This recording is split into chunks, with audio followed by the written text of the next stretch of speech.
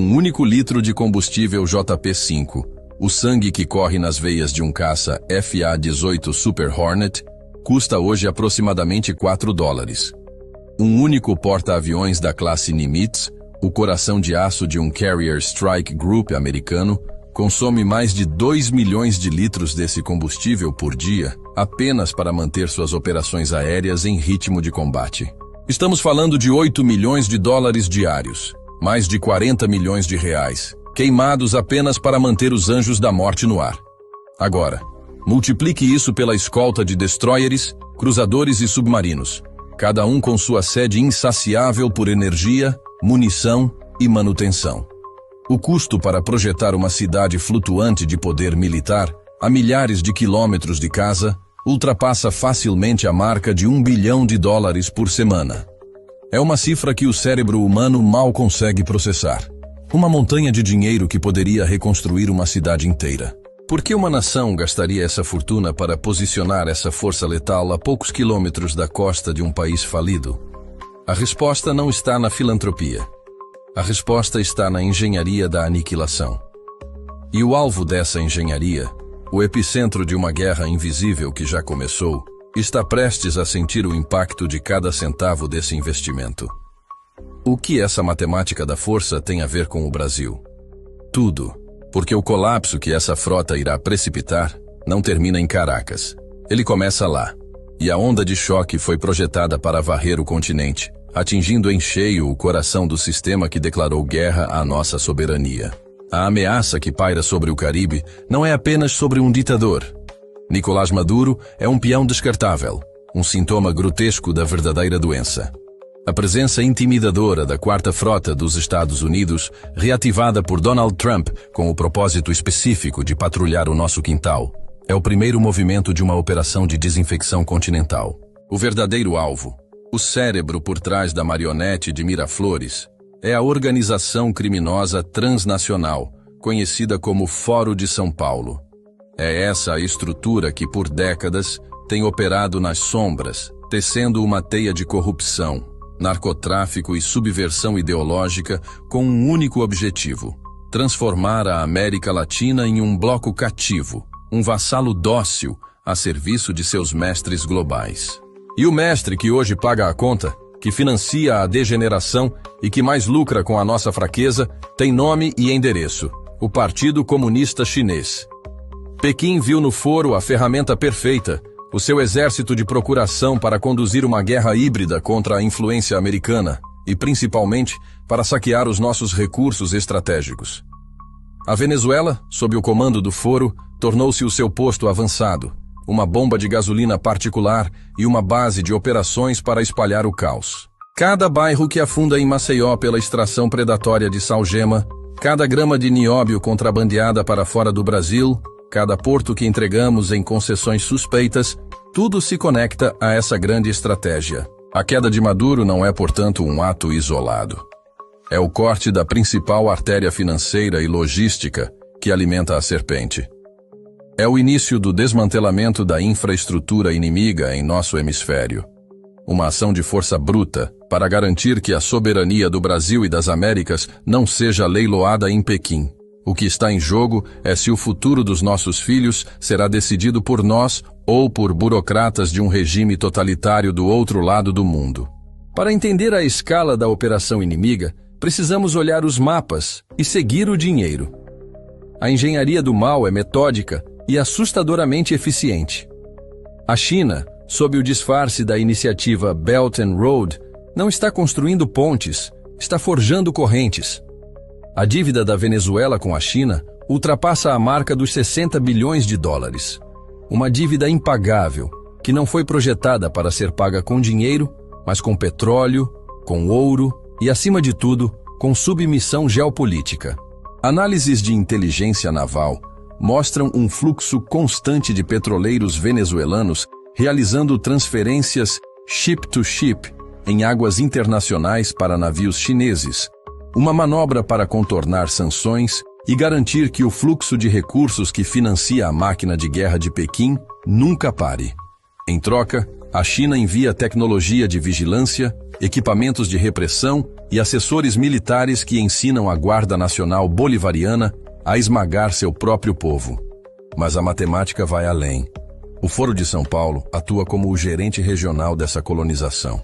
Relatórios da DEA e do Tesouro Americano detalham como as rotas do narcotráfico, controladas pelo Cartel de Los Soles, um cartel de generais do regime de Maduro, financiam operações políticas em toda a América do Sul. O dinheiro sujo da cocaína é lavado através de empresas de fachada e usado para financiar campanhas, movimentos sociais e black blocs que servem para desestabilizar governos não alinhados com a agenda do Fórum. É uma simbiose perfeita. O regime oferece a logística para o crime gera o caixa 2 para a política e a política entrega o país para a China. O plano para o Brasil é idêntico: controlar setores estratégicos como energia, agronegócio e mineração, usando a mesma combinação de corrupção política e pressão econômica. A aquisição de vastas extensões de terra, o controle de terminais portuários e a influência sobre a nossa matriz energética não são investimentos, são movimentos de cerco. É uma estratégia de estrangulamento lento e silencioso. Eles estão construindo uma fortaleza logística e econômica dentro das nossas fronteiras, para nos subjugar sem disparar um único tiro. É a guerra do século XXI, travada com contêineres e corrupção. E nós somos o prêmio final. Diante de uma estratégia de cerco tão complexa, uma resposta convencional seria inútil. E é aqui que entra a genialidade da doutrina de Donald Trump. Uma contraofensiva que ataca o inimigo em todas as frentes, transformando suas maiores forças em suas piores fraquezas. A jogada de mestre não foi enviar os fuzileiros navais para Caracas, mas sim declarar guerra total à estrutura financeira que sustenta o castelo de cartas. O pilar 1 dessa contraofensiva é a asfixia econômica. O Tesouro Americano agiu como o braço financeiro do Pentágono, mapeou e sancionou centenas de indivíduos e empresas ligadas ao regime de Maduro e ao Foro de São Paulo. Cada conta bancária congelada, cada transação de ouro bloqueada, cada petroleiro na lista negra é um míssil.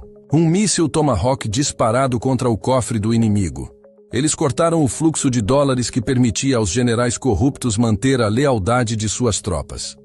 Sem dinheiro para pagar os soldados, o poder da baioneta se evapora.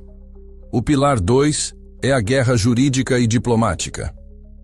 Ao reconhecer um governo de oposição legítimo e ao apoiar figuras como Maria Corina Machado, os Estados Unidos isolaram o regime, transformando Maduro de presidente em chefe de uma organização criminosa. A concessão do Prêmio Nobel da Paz a Machado não foi um acaso. Foi uma arma diplomática de calibre pesado, dando a ela a blindagem internacional necessária para desafiar a tirania de dentro para fora.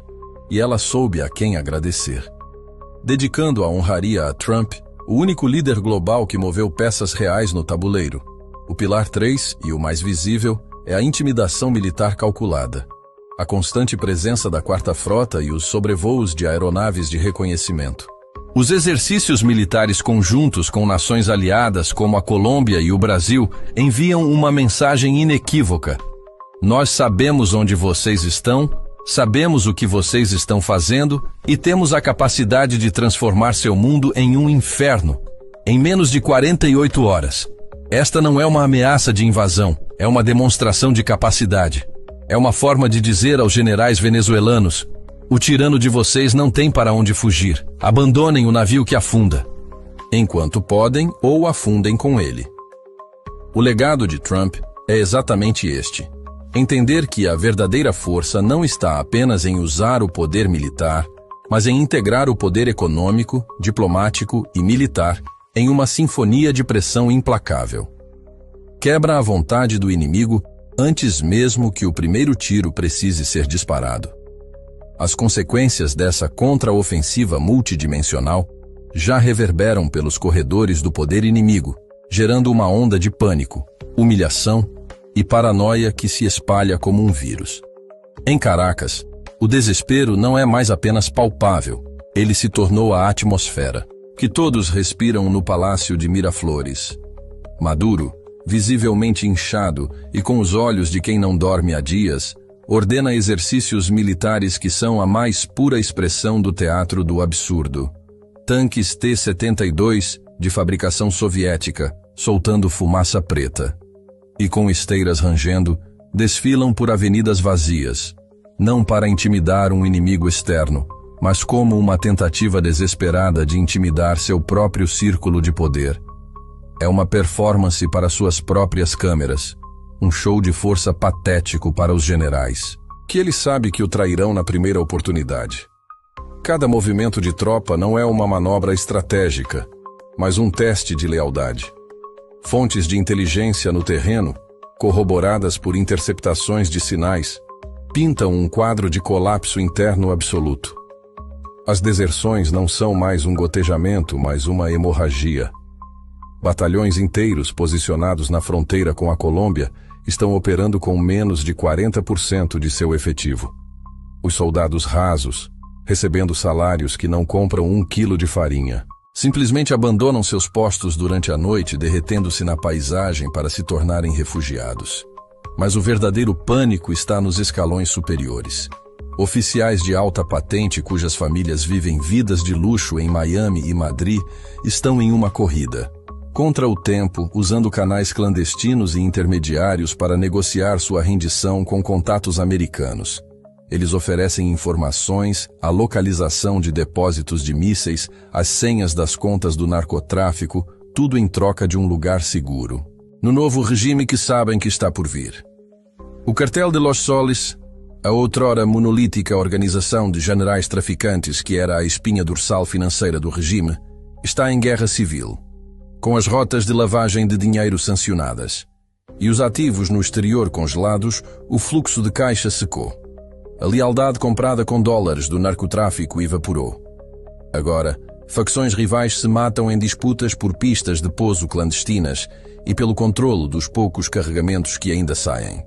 A humilhação de Maduro na ONU foi apenas a cerimônia pública de seu funeral político. A verdadeira decomposição de seu poder está acontecendo agora, nos quartéis e nas salas de reunião secretas, onde a única ideologia que resta é a da sobrevivência individual.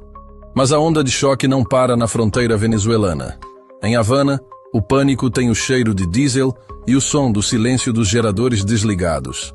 O regime castrista, um parasita que vive do sangue de seus hospedeiros há mais de 60 anos, primeiro da União Soviética e depois da Venezuela, vê sua principal fonte de energia ser cortada em tempo real. Os apagões, que já eram rotina, agora duram dias. A ilha-prisão está mergulhando de volta na escuridão de um novo período especial, mas desta vez, sem a esperança de um novo patrono no horizonte.